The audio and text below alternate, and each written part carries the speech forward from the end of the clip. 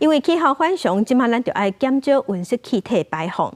除了爱改善交通工具，嘛爱控制石化产业。即马连建筑业嘛咧减碳。亲像伫澳洲，澳洲是种真侪尤加利树，最近就流行用柴咧起厝，有诶是起人家厝，有诶咧起大楼。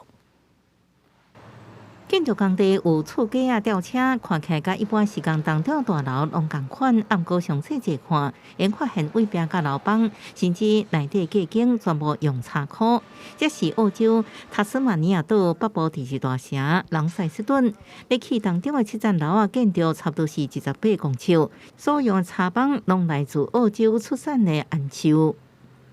We've taken material that was destined for the wood chip pile, that was going to China to make paper, and built it into the timber for the built environment.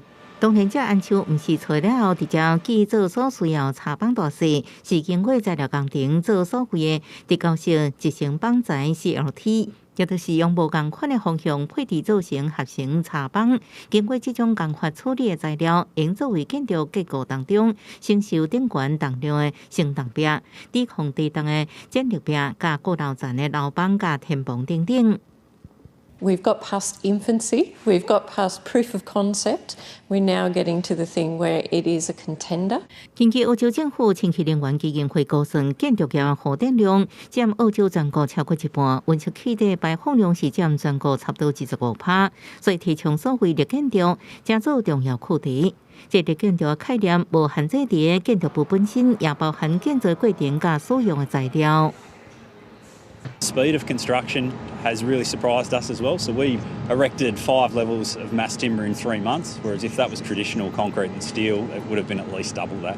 清气能源基金会已经投资3亿美金成立木材建筑专案计划，要加速伫澳洲全国推动用木材为主的建筑，希望应对澳洲伫2050年达到零排碳的目标有帮助。公司新闻，徐家仁报道。